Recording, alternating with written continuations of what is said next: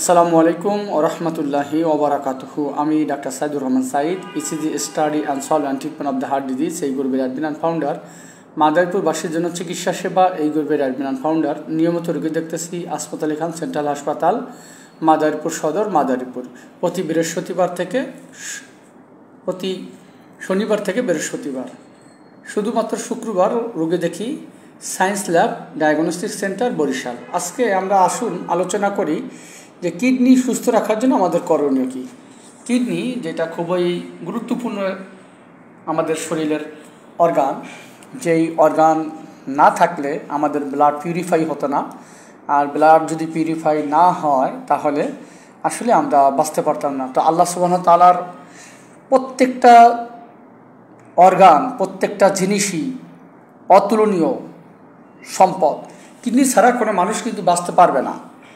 যেরকম ব্রেন ছাড়া মানুষ বাঁচতে পারে না, হার্ট ছাড়া মানুষ বাঁচতে পারে না, এমনিভাবে কিডনি ছাড়াও আমরা কিন্তু বাঁচতে পারি না। তো এই কিডনি বিভিন্ন কারণে অকেজো হয়ে যাচ্ছে, নষ্ট হয়ে যাচ্ছে। বাংলাদেশে প্রতি বছর হাজার হাজার রোগী এই কিডনি রোগে আক্রান্ত হচ্ছে এবং প্রতিদিন হাজার হাজার রোগীদের কিডনি ডায়ালিসিস করার প্রয়োজন হচ্ছে। অনেকে কিডনির অভাবে মারা যাচ্ছে এবং ভবিষ্যতে আরও যাচ্ছে। এর অনেকগুলো কারণ রয়েছে, যে সমস্ত কারণের কারণে এগুলো হয়। তো আমরা আজকে কিডনি কী কারণে ভালো রাখতে পারি, যেমন পর্যাপ্ত পরিমাণ পানি পান না করা। তাহলে পর্যাপ্ত পরিমাণ পানি যদি পান না করি, কমপক্ষে প্রতিদিন 2 থেকে 3 লিটার বা 4 লিটার পানি পান করা উচিত। একজন মানুষের সুস্থ রাখার জন্য মিনিমাম প্রতিদিন 2 থেকে 3 লিটার পানি পান করাই উচিত, অ্যাটলিস্ট কমপক্ষে হলেও 2 লিটার। তবে একসাথে সেই পানিটা পান না করা উত্তম।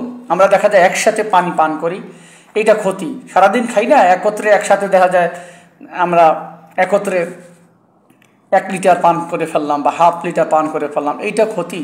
আমাদের অল্প অল্প করে 200 ml বা এরকম করে আমরা অল্প অল্প করে 200 ml বা 200 থেকে 250 ml আস্তে আস্তে পানি পান করা উচিত। প্রতিনিয়ত সেটা হওয়া উচিত 2 থেকে 3 লিটার। এটা যদি আমরা করি, ইনশাল্লাহ আমাদের কিডনি ভালো থাকবে, এটা অত্যন্ত জরুরি। এরপর হচ্ছে স্বাস্থ্যকর খাবার গ্রহণ করা। আমরা অনেক সময় স্বাস্থ্যকর খাবার গ্রহণ করতে পারি না, বিভিন্ন অস্বাস্থ্যকর খাবার আমরা গ্রহণ করি, যেটা আমাদের কিডনির জন্য মারাত্মক ক্ষতিকর। এই জন্য অবশ্যই পর্যাপ্ত পরিমাণ স্বাস্থ্যকর খাবার, যেমন ফল, সবজি, বিভিন্ন শস্য, এগুলো আমরা খাইতে পারি। এগুলো খেলে ইনশাল্লাহ আমাদের কিডনি ভালো থাকবে। এরপরে উচ্চ রক্তচাপ নিয়ন্ত্রণ না রাখা। উচ্চ রক্তচাপ কিন্তু কিডনি নষ্টের অন্যতম একটা কারণ। কিডনি আমাদের যদি হাই ব্লাড প্রেশার থাকে, এই হাই ব্লাড প্রেশারের কারণে আমাদের কিডনি অকেজো হয়ে যেতে পারে। হাই ব্লাড প্রেশার থাকলে আমাদের ব্রেন প্রবলেম হয়ে যেতে পারে, ব্রেনের স্ট্রোক, ইসকেমিক স্ট্রোক বা হ্যামোরজিক স্ট্রোক হয়ে যেতে পারে, হার্ট অ্যাটাক হয়ে যেতে পারে। হাই ব্লাড প্রেশার মারাত্মক, এটা অবশ্যই নিয়ন্ত্রণ রাখতে হবে। দেখা যায় আমরা প্রেশার ওষুধ নিয়মিত খাই না, সঠিক সময় আমরা প্রেশার ওষুধটা খাই না। এই সঠিক সময় প্রেশার ওষুধ না খাওয়ার কারণে আমাদের কিডনি কিন্তু ড্যামেজ হয়ে যেতে পারে। শুধু কিডনি না, অন্যান্য ভাইটাল অর্গানগুলো, বিশেষ করে ব্রেন, আমাদের হার্ট, আমাদের নষ্ট হয়ে যেতে পারে। সুতরাং আমাদের অবশ্যই প্রতিনিয়ত ডাক্তারের কাছে যাওয়া উচিত। নিয়মিত যাদের উচ্চ রক্তচাপে ঝুঁকি আছে অথবা উচ্চ রক্তচাপে ভুগতেছেন, অবশ্যই ডাক্তারের কাছে ফলো আপে যাওয়া উচিত।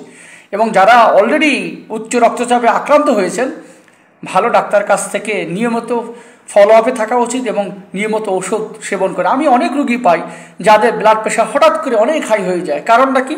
বলে, স্যার আমি একটা না 5 দিন ওষুধ খাই নাই। যে তার ছেলে মেয়ে থাকে অন্য জায়গায়, বাসায় কেউ নাই, ওষুধ আনতে পারি না। এই জন্য আপনারা যারা বয়স্ক লোক রয়েছেন তাদের প্রতি যত্নশীল হবেন। পিতামাতা যারা আছে যত্নশীল হন। তাদের দেখা যায় ওষুধ ঠিকমতো আছে কিনা, ঠিকমতো ওষুধ খাচ্ছে কিনা। অনেকে দেখা যায় বিভিন্ন কাজে ব্যস্ত হয়ে যাওয়ার কারণে ওষুধ ঠিকমতো খাচ্ছে না। আর উচ্চ রক্তচাপের ওষুধ যদি নিয়মিত না খায়, তাহলে উচ্চ রক্তচাপ নিয়ন্ত্রণ হবে না। উচ্চ রক্তচাপ নিয়ন্ত্রণ না হলে আপনার কিডনি, আপনার লিভার, আপনার হার্ট, আপনার ব্রেন, আপনার ভাইটাল অর্গানগুলো নষ্ট হয়ে যাবে। সুতরাং অবশ্যই আমাদের কি উচ্চ রক্তচাপ নিয়ন্ত্রণ রাখতে হবে। তাহলে উচ্চ রক্তচাপ নিয়ন্ত্রণ থাকলে আমাদের কিডনি ভালো থাকবে। এরপর হচ্ছে ডায়াবেটিস নিয়ন্ত্রণে রাখা। ডায়াবেটিস একটা মরণ ব্যাধি, বিভিন্ন রোগের মা বলা হয় এই ডায়াবেটিসকে। ডায়াবেটিসে আমরা সচেতন না, যেমন আমরা সচেতন না উচ্চ রক্তচাপ নিয়ন্ত্রণের ক্ষেত্রে। ফ্যামিলি হিস্ট্রি থাকলে অবশ্যই তাদের রেগুলার ফলো আপে থাকতে হবে। এমনিভাবে ডায়াবেটিস যদি কারো ফ্যামিলি হিস্ট্রি থাকে, অথবা দেখা যায় বাচ্চার জন্মগ্রহণ করার পূর্বেই বাচ্চার মার জেস্টেশনাল ডায়াবেটিস একটা রোগ রয়েছে, বা গর্ভকালীন ডায়াবেটিস বেড়ে যায়, আফটার ডেলিভারি দেখা যায় ডায়াবেটিস স্বাভাবিক হয়ে যায়। তো এইরকম হিস্ট্রি থাকলেও ওই বাচ্চার ভবিষ্যতে ডায়াবেটিস টাইপ 2 ডেভেলপ করতে পারে, তো তাদেরকেও ফলো আপে রাখতে হবে। এবং যাদের অলরেডি ডায়াবেটিসে আক্রান্ত হয়েছেন তাদেরও নিয়মিত ডাক্তারের কাছে যাওয়া উচিত, ফলো আপে থাকা উচিত, এবং অবশ্যই ডায়াবেটিস নিয়ন্ত্রণ রাখা উচিত। ডায়াবেটিস ওষুধ খায় তো খায় না, অনেক রোগী মনে করে যে আমার ডায়াবেটিস মাপবো না, মাপলেই দেখা যায় বেশি আসে, তখন একটা সোশ্যাল একটা হ্যারাসমেন্টের সৃষ্টি হয়, অথবা ফ্যামিলির লোকজনে কি বলবে, অমক কি বলবে, অমক ডায়াগনোসিসের লোকে বলবে কি এত খাই, এটা অনেকেই করে। অনেক রোগী লজ্জায় টেস্ট করায় না, এটা চরম অন্যায়। আপনি অবশ্যই ডায়াবেটিস নিয়ন্ত্রণ রাখুন। ডায়াবেটিস নিয়ন্ত্রণ না রাখলে কিন্তু আপনার কিডনি নষ্ট হয়ে যাবে, আপনার হার্ট অ্যাটাক হয়ে যেতে পারে, আপনার ব্রেন অকেজ হয়ে যেতে পারে। সুতরাং অবশ্যই ডায়াবেটিস নিয়ন্ত্রণ রাখতেই হবে। এরপর হচ্ছে ঔষধের, আমরা ব্যথানাশক ঔষধ প্রায় আমরা কিন্তু খাই।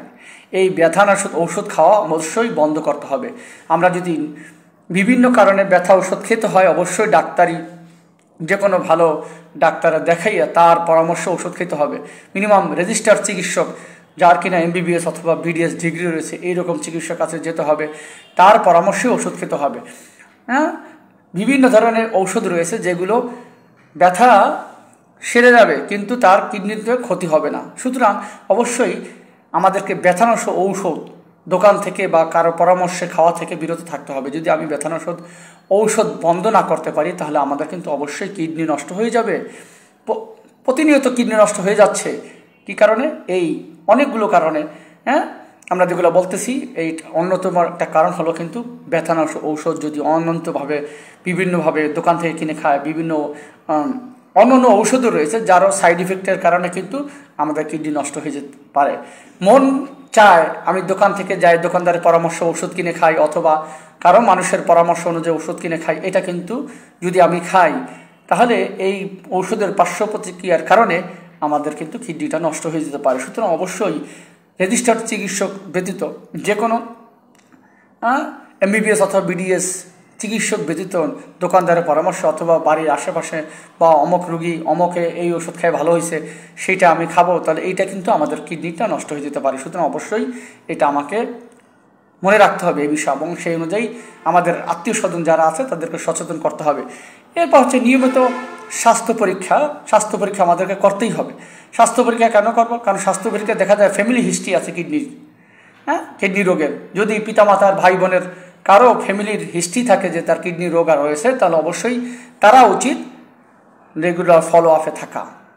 তাদের বিভিন্ন ধরনের টেস্ট রয়েছে কিডনি ভালো আছে কিনা, যেরকম serum creatinine, uric acid, ultrasonogram, এরকম বিভিন্ন টেস্ট রয়েছে। সেই টেস্টের রিনাল ফাংশন টেস্ট, এরকম টেস্টের মাধ্যমে আমরা বুঝতে পারি যে আমাদের কিডনিটা আসলে ভালো আছে কিনা।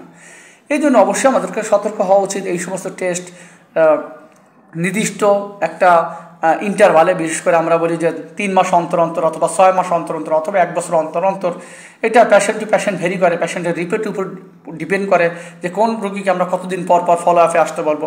তারা ফলো আপে আসবে এবং সেই অনুযায়ী চলবে ইনশাআল্লাহ, তাহলে আপনাদের কিডনি কিন্তু ভালো থাকবে। এই সমস্ত বিষয়গুলো আমরা অবশ্যই মেনে চলবো। আমরা অবশ্যই বিভিন্ন খাবার দাবার, বাহিরের খাবার দাবার, অত্যাধিক ঝলসানো খাবার দাবার থেকে বিরত থাকব। আমরা অত্যাধিক প্রোটিন গ্রহণ করা থেকে বিরত থাকব। ফাস্টফুড জাতীয় খাবার থেকে বিরত করব। কোমল পানীয়, এটা খুবই গুরুত্বপূর্ণ। কোকা-কোলা, 7 RC, বিভিন্ন মদ অথবা বিভিন্ন নেশাদ্রব্য, এগুলো অ্যাভয়েড করতে হবে। এগুলো কিন্তু আমাদের কিডনি অকেজ করে দিতে পারে। নিকোটিনের ফলে আমার কিডনি নষ্ট হয়ে যেতে পারে।